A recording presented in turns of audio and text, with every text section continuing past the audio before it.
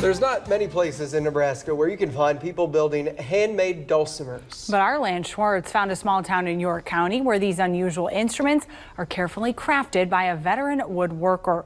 And he joins us now with the latest edition of Lance's Journal. Hi, Lance. Hi, guys. Not many people have heard of dulcimers, but I'm here to help bail those people out tonight because they are a beautiful instrument.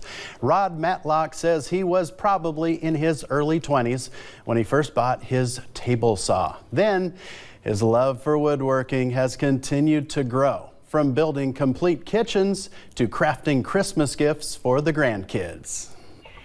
I call it sawdust therapy. It's labor of love. You know, the Lord gives you these talents and you're supposed to use them. And that's what I'm doing. I'm using my talents. But it took a while before Rod Matlock discovered that one of his talents was music. So the reason I got started on the dulcimers was I found this thing. It's called a canjo. Rod found this one-string canjo while he was on the junk jaunt in western Nebraska 2 years ago. I picked this thing up for $1.50 at a garage sale. Had a little songbook in it. And I thought, well, maybe I could play that thing. Rod had always wanted to learn how to play music. I never could find anything I could play. I always give up. Rod was 62 years old, and this time he didn't give up. Shortly after Rod learned to play the one-string canjo, he was ready to move on to something that sounded a little less tinny and had some more volume. He found the dulcimer. They're the same as a canjo, but they sure have a lot better sound to them. Rod has built 22 dulcimers over the past year and a half. I think we gave 5 of them to grandkids for Christmas last year. And Rod has sold 8 of them so far. In the $400 range is what I've gotten for them. Rod and Pat will have been married 20 years in October. We're still on our honeymoon.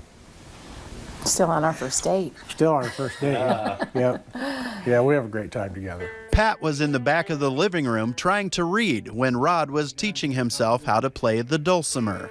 I enjoy it. I listen to him play every night. He says sometimes he thinks I'm tired of it, but I don't get tired of it. Actually, Pat thought it looked like so much fun, she learned how to play it herself. This is our carding dulcimer that I just built. It's probably about a month old right now. I was at the nursing home one day in this one lady's room, and I played this song for her, and the first time I played it for her, she cried. It just blew me away. And I'll play this for you.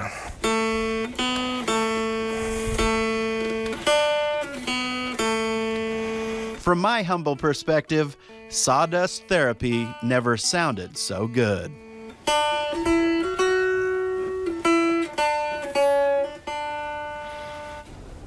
Rod just can't get enough of playing his dulcimers. Not only does he play one of them every night, he often makes time to play the dulcimer over his lunch hour.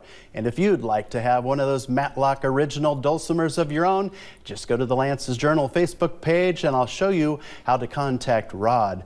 And this is a pretty amazing craftsman because the most rewarding project that he's ever done is build a complete plane. Wow. It took him 6 years, but he has had it up in the air for 90 incredible hours, but a multi-talented man.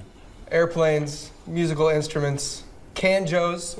What can't Rod do? I haven't found it. I doubt if Rod even knows what he can't do. He is a talented guy. That he is. Thank you, Lance.